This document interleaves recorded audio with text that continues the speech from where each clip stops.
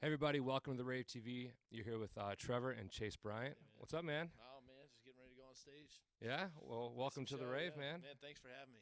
Glad to be Absolutely. here. Hell yeah. So, I mean, you just sat down here, but you've had a chance to walk around. Yeah, we went down to the pool area. We went upstairs, and the ballroom was gorgeous, man. So we went up and did all that. We scared the dog out of my tour manager downstairs. And Now, did you get him? Yeah, we there's like that little bathroom kind of around back of the pool, and so I put my merch guy Chase, our assistant tour manager. We put him back in there, and I said, hey man, I'm gonna get Mark, and when he comes down, I'm gonna just like show him this little area. And we'll just tell him like somebody died in there or something.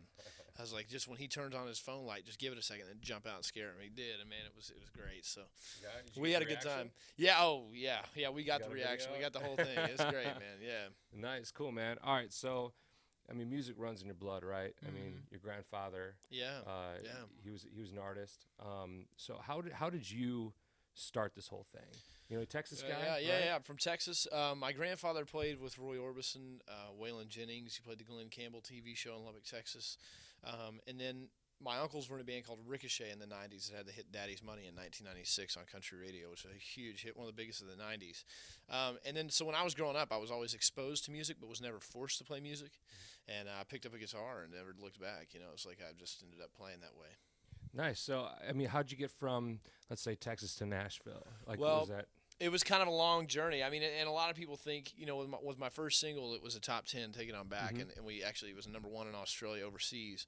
Um, a lot of people kind of thought it was overnight, but I moved to Los Angeles when I was 16, worked there for 2 years. Okay. I was opening up for bands like the Doobie Brothers and Cheap Trick and Grand Funk Railroad and War and Journey. I think played a couple shows, Wow, Eddie nice. Money. And then, so I was opening up for bands like that, like just opening up on an acoustic guitar and learning. I was like, man, this is great, and I love these bands, but this isn't for me. I want to go to Nashville, and that's where I've always wanted to go. But how do I get there? And made a couple connections, moved out to Nashville 2 years later, and I've been there for almost 5 years now. Yeah, 'cause I'm 23 now. Turned 23 last week, and been there ever since. So Happy belated. yeah. Thanks, man. I'm tired of birthday parties now. I'm tired of them. I'm done with them for a So little how while. is it? What's it like celebrating on the road? Well, it was good. Yeah, we like spent one night in like we were in Boston or something. Then we had to go to Ontario, California, and then my birthday was in Dallas. And it's 3 days in a row. Wow. So we're traveling, we're beat. Everybody's wanting to have a couple drinks, and it was fun. But man, it was kind of low key. Hung out with all of our buddies and our friends, and came home. And a couple of people. We were on the Tim McGraw tour Right. this summer, and a couple of my friends from that tour wanted to throw me a birthday party, and it was just Okay. really low key. 6 or 8 of us just hanging out. So it was great, man. Awesome. Very cool. I know Yeah. this summer I saw you play up in Cadott, Wisconsin. Yeah, That was before Tim McGraw. yeah. I mean, what's it like going from playing that kind of stage to coming to do like more of an intimate, like Yeah. radio type thing? Well, I think if you're playing those bigger rooms or playing even like outdoor venues like that, which was great because we had those huge runways, that was so fun. Oh yeah. Anyway, so but it was hot. Going from playing rooms like that, or outdoor venues like that, it's kind of like there's a small percentage of the people that know your music as a new artist. But when you're playing rooms like these and you gauge the ticket sales, and let's say there's only 200 or 300 people, or there may be 2,000 or 3,000 people, you know that a pretty good bit of those have probably listened to your music. They've probably heard your Right. singles. True. So it's kind of more of a party already has started, like before they've even got there. They might be out tailgating, maybe drinking, maybe be at a bar before the show, and then come over here and then watch the show. So for me, I can kind of just like let go and just like have a blast. On the Tim tour, I could the same thing, but it was like I was spending more time really trying to like pull the crowd at me and go, hey, check this out. Get This is what those I have to say. fans and- yeah, So for sure. yeah, they're not sitting down in here; they're standing up. Right, You know what I right. mean? So, but I like it. I like both settings. I love the big rooms because I love to make new fans, but I also like small rooms because I get to see the people that I might have seen once or twice before. Right. Yeah, that's Which is very fun, cool. So now what's next for you?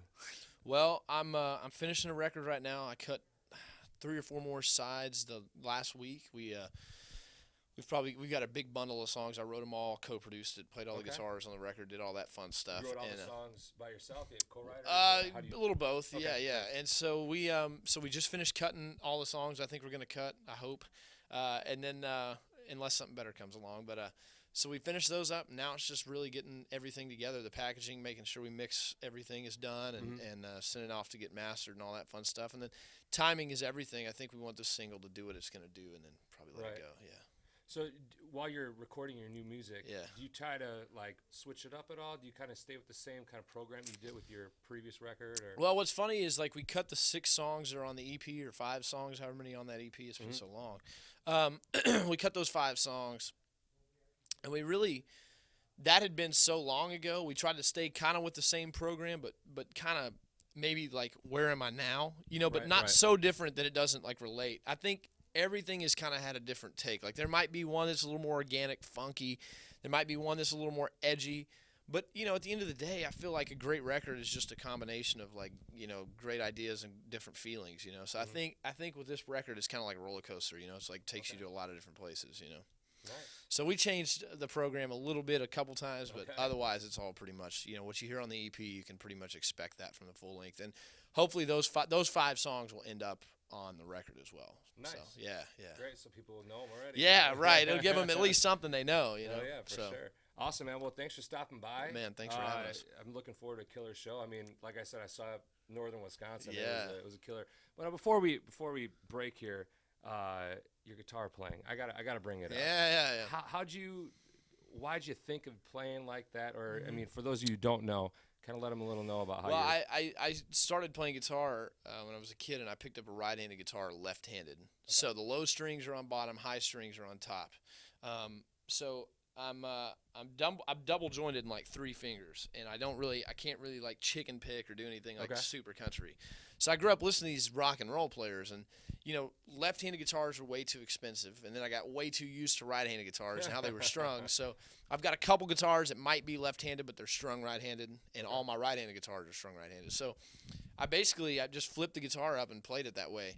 And it's kind of stupid, and I look at guys playing the guitar the right way, and I see a left-handed guitar. I'm like, that looks so dumb. Right. But then I'll look at pictures of me and go, this just doesn't look right. You know what I mean? So, man, it's just how I picked it up and started playing. And really, I mean, as a guitar player, I was so influenced by country music lyrically and what it made me feel. But I think guitar playing, I was so influenced by like the rockabilly, the rock and roll, jazz, blues, those kind of things. So that's kind of where my guitar playing came from. It's just all upside down, So it's a little crazy. That's interesting, man. I mean, do you know anyone else that plays like that? A lot of people thought Jimi Hendrix did, but Jimmy, he reversed the strings. He had a right-handed guitar that was strung left-handed, I believe. Yeah, and then but Albert King did it. Doyle Bramall Jr. does it. There's a couple different people. Those are like the 2 big players that I really know that do it like that. I don't know if Dick Dale does it. For whatever reason, I want to say that he does. I could be very wrong though, but I want to think that he does. A famous surf player, but he might not. I could be lying to you about that. but I know for sure Albert King and Doyle Bramall Jr. the great blues players. Yeah. Awesome, man. Well, they're some of the greats. Yeah. Something right. Hopefully, we'll see. Absolutely. Well, hey, man, thank you so much. Thank you, bro. Looking forward to a killer show. Yeah, man. And we'll see you next time we're here. All right, brother. Thanks, man. Thank you. Rave TV. See you next time.